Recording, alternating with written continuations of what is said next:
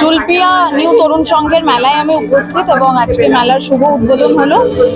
খুব ভালো লাগছে এবং খুব ভালো ব্যবস্থাপনা। আপনারা সবাই এই 10 দিন ব্যাপী মেলা এনজয় করুন এবং সকলকে হ্যাপি নিউ ইয়ার। খুব ভালো থাকুন আপনারা সকলে। এবং মেলার পরিবেশ খুব ভালো, সব রেস্ট্রিক্টেড এবং ডিসিপ্লিন মেনেই সবকিছু হচ্ছে। মেলায় আপনারা আনন্দ করুন এবং সবাইকে ভালো রাখুন সবাই। Thank you.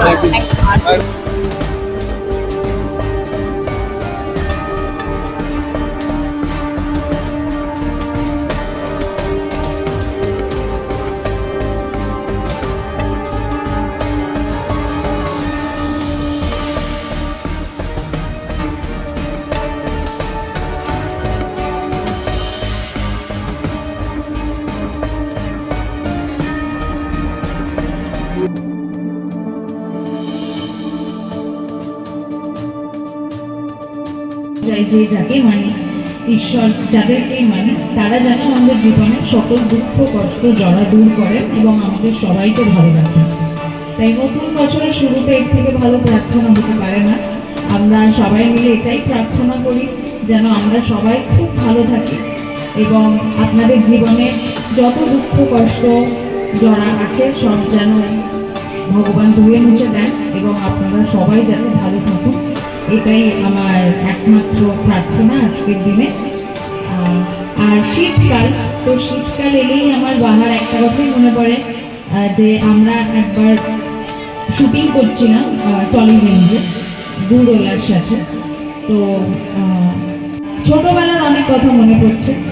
এখন তো আর সেইভাবে মেলা ঠেলা ধরা হয় না, কিন্তু এখানে এসে এই যে এত মানুষের একটা একত্রিত হওয়া একসাথে সবাই মিলে এবং নতুন বছরের শুরুতেই সবাইকে বলবো হ্যাপি নিউ ইয়ার।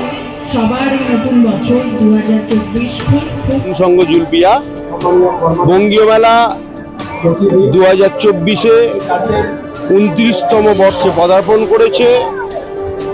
বঙ্গীয় মেলা গুটি গুটি পায়ে 1995 সাল থেকে আজ 2024 সাল, এই 24 সালে 29তম বর্ষে পদার্পণ করেছে। তাই এলাকার আপামর জনসাধারণকে জানাই এবং নিউজ চ্যানেলকে জানাই ধন্যবাদ জানাই বিষ্ণুপুর পুলিশ প্রশাসনকে ধন্যবাদ জানাই, বিষ্ণুপুর 1 নম্বর পঞ্চায়েত সমিতির সমস্ত সদস্যবৃন্দ ও সভাপতি ও সহকারী সভাপতিকে ধন্যবাদ।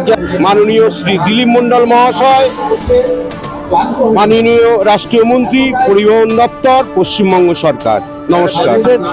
অনুপ্রেরণা যোগায়, আমরা সেদিকে লক্ষ্য রেখে এগিয়ে নিয়ে চলেছি। আর বিভিন্ন প্রশাসনিক দায়িত্বপ্রাপ্ত ব্যক্তিরা যারা গণেশবাবু নাম করলেন, আমরা তাদের সাহায্য সহযোগিতা পাই বলেই এত সুন্দর মেলাটা করতে পারি। কারণ এর মধ্যে কিছু মানুষ